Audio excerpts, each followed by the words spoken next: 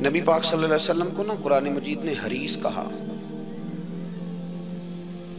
اللہ اکبر. یہاں شاید آپ مجھے کہہ دیں تو میں ناراض ہو جاؤں، لیکن قرآن نے کہا حریص علیکم بالمؤمنین رؤوف الرحیم. اللہ کرے کہ ہم قرآن کے الفاظ پر غور کریں. حریص علیکم، اے میرے محبوب کے غلاموں، نبی پاک صلی اللہ علیہ وسلم نا تم پر حریص ہیں، یعنی تمہاری بھلائی چاہنے میں جلدی کرتے، تمہاری بھلائی چاہنے میں. یہ ایسے الفاظ ہیں کہ اس سے بڑھ کر میں ان کا معنی نہیں کر سکتا. اگرچہ علماء تفسیر نے حریص علیکم کے کئی معنی بیان فرمایا محبوب کو جلدی ہے کہ نبی پاک صلی اللہ تعالی علیہ وسلم نے شوق رکھتے میری امت کو جلدی سے خیر ملے، جلدی سے. آپ دیکھیں نا، ہم نے نا اصل میں سنی تقریریں، سنانے والوں نے سنا دیں، بس وہ ٹھیک ہے، ایک نظام ہے، لیکن کبھی کبھی نا ہم الجھ جاتے ہیں، اڑ جاتے ہیں کہ یار ایسے بھی ہوتا ہے. نبی پاک جلدی کرتے ہیں اپنی امت کو خیر دینے میں، جلدی. حضرت ابو ہریرہ نے حافظہ مانگا تو فٹافٹ دیا حضور. حضرت جابر ابن عبداللہ نے کہا حضور گھر میں غربت ہے تو فرمایا یہ کلو لے جا، کھول کے نہ دیکھنا کھجوریں، کھاتا رہنا، ختم کوئی نہیں ہوگا. جس نے جو مانگا نا، جو ذرا جلدی کر کے.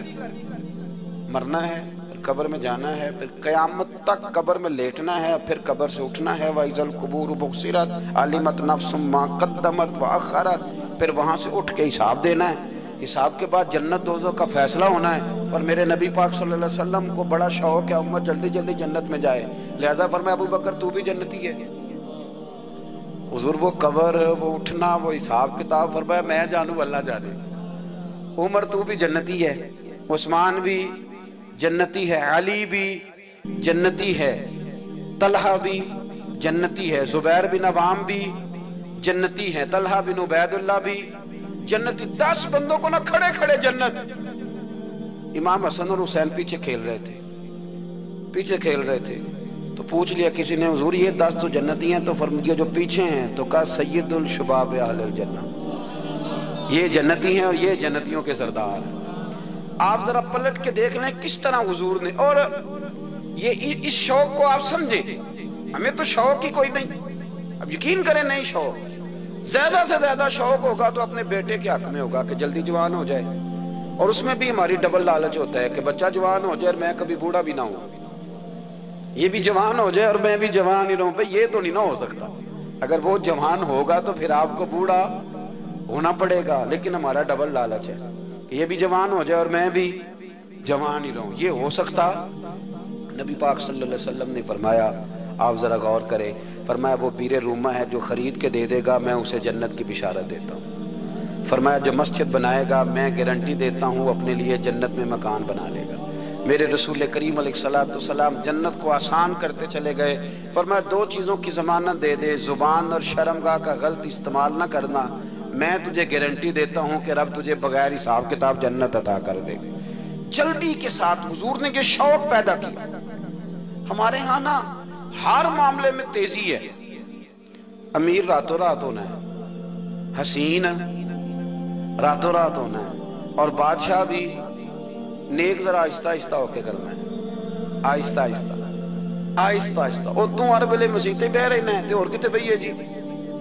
بھئی مسجد اللہ کا گھر ہے، تیرے گھر بیٹھتے تو 2-3 دن زیادہ بیٹھتے، تو نے کہنا تھا کوئی اور کام بھی کریا کر. اللہ کے گھر بیٹھے ہیں تو یہاں بھی تجھے اعتراض ہے. کدھر جا کے بیٹھے، کدھر بیٹھے جا کے. ہمارا ایک پیر بھائی تھا، اللہ اکبر، تو حضرت صاحب کے پاس آ کے نا کسی نے شکایت لگائی اس کی کہ اس کے گھر والے کہتے ہیں تیار والے پیران کو لے بیٹھا رہنا ہے. تو سب ہنس پے، فرمان لگے ایک باری پھر گل کری. کہتا جو کہتے ہیں ہر وقت پیروں کے پاس بیٹھ رہتا. فرمایا یار بڑا مزہ ہے، ایک باری پھر کری.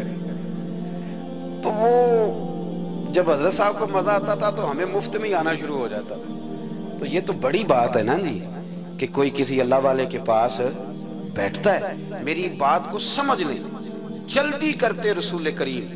ہمیں بھی تھوڑی جلدی کرنی چاہیے نبی پاک کا غلام بننے. صحابہ نے بڑی جلدی کی، آپ یقین کریں 1 منٹ بھی دائیں بائیں نہیں.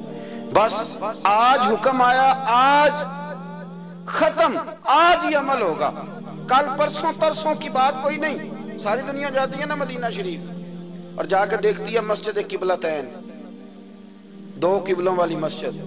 یار بڑا مشکل کام ہے، بڑا مشکل کام ہے۔ لوگ کہتے ہیں پہلا تسی انجان دے سو، اب یہ کہنا شروع کر دیے بڑا مشکل کام ہے۔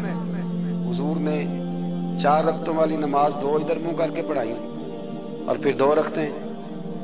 اور یار مشکل ہے کام، بڑا مشکل۔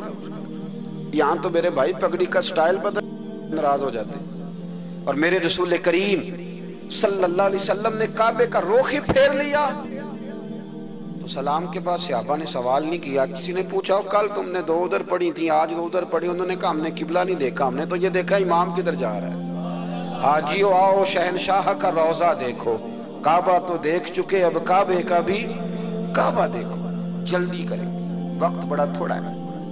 بیماری فٹافٹ آ جاتی ہے، کچھ پتہ نہیں چلتا، کمزوری فٹافٹ آ جاتی ہے، کچھ پتہ نہیں چلتا، بہت سارے حالات ہیں جو جلدی خراب ہو جاتے ہیں۔ نبی پاک صلی اللہ تعالیٰ علیہ وسلم نے اپنی امت کو بڑی ساری خیر اللہ سے لے کے دی۔ ہمارا دین بڑی جلدی مکمل ہوا، 23 سالوں میں مکمل دین حضور نے ہمیں عطا فرمایا۔ اور پھر ایک اور مزے کی اور لطف کی بات یہ کہ ایک ہے کہ جنگیں بھی ہو رہی ہیں، ہم کہتے ہیں جی آرام سے بیٹھیں گے تو دین کی بات کریں گے، جنگیں بھی جاری ہیں، بدر ہے، احد ہے، آخر دم تک۔ جس دن سرکار کا وصال ہوا اس دن بھی نبی پاک صلی اللہ علیہ وسلم نے لشکر روانہ کیا، اس دن بھی لشکر روانہ کیا، جنگیں بھی ہو رہی ہیں، اور ساتھ ساتھ رسول پاک نماز، عبادت، تہجد، مسواک، شریعت، دین، تقوی، پرہیزگاری، ان ساری باتوں کا درس بھی بیان فرما رہے۔ ہم کہتے ہیں جی وہ فلانے حالات ٹھیک ہو جائیں گے کاروباری تو پھر میں مسجد ہوں۔ بھئی حالت جنگ میں بھی جنگ بھی چلتی رہتی تھی، تہجد بھی چلتی رہتی تھی، وہاں یہ حال تھا کہ وہاں پریشانی بھی چلتی رہتی تھی اور درود و سلام بھی چلتا رہتا تھا۔ میرے رسول کریم صلی اللہ علیہ وسلم کے غلاموں، اپنے زندگی میں ناکام وہ لوگ وہ جنہوں نے وقت ضائع کیا، وقت نہیں ضائع کیا۔